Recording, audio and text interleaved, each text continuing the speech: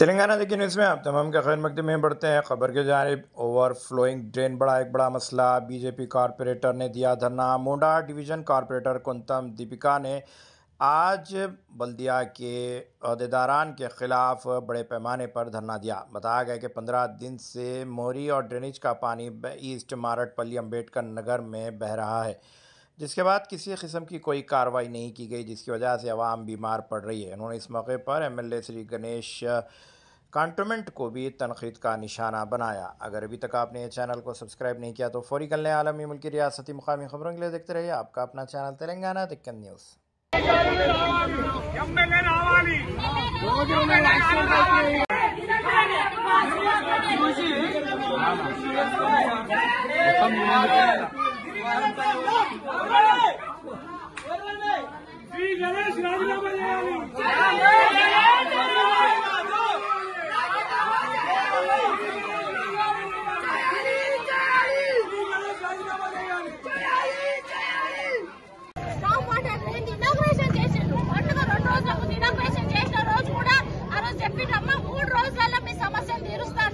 అంటే ఇక్కడ సమస్యలను పట్టించుకోరా?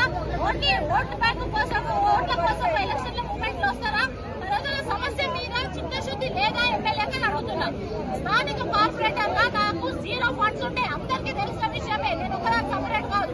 అయినా అధికారులతో కొట్లాడి నేను ఫిర్యాదులు ఇచ్చి రిప్రజెంటేషన్స్ ఇచ్చి అశోక్ గారితో కూడా ఎన్నోసార్లు మాట్లాడి ఫండ్స్ లేవు అంటే ఎంపీ గారితో కూడా మాట్లాడించిన ఎమ్మెల్యే గారు అదే ప్రభుత్వం ఉన్నారు, ఎందుకు పట్టించుకుంటలేరు? వాళ్ళు అనుకుంటే ఎంతసేపు వాళ్ళు ఫండ్స్ ఇవ్వచ్చు, చేపించచ్చు. వాళ్ళకు చిత్తశుద్ధి లేదు. ఎందుకంటే వాళ్ళ ఎలక్షన్ అయిపోయింది, ఓట్లు పట్టి గద్దెకెక్కింది కాబట్టి వాళ్ళకు ప్రజల సమస్య మీద వినియోగం ఉన్నది.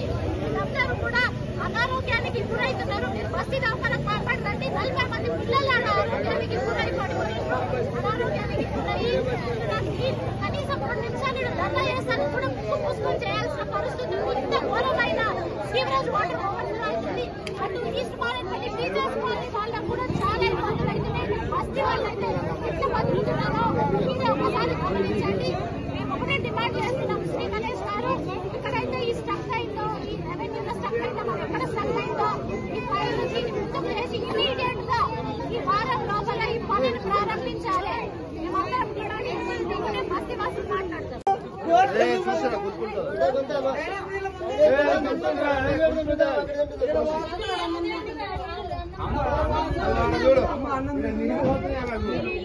అదే పరిస్థితి,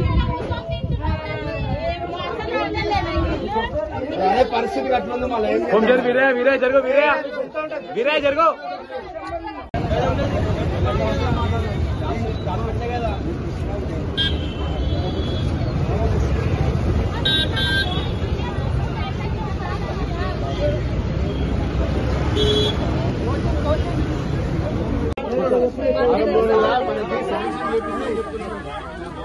ఈ సమస్య లేకుండా నేను చూస్తాను చెప్తున్నాను. నేను చెప్పేది ఈ సమస్య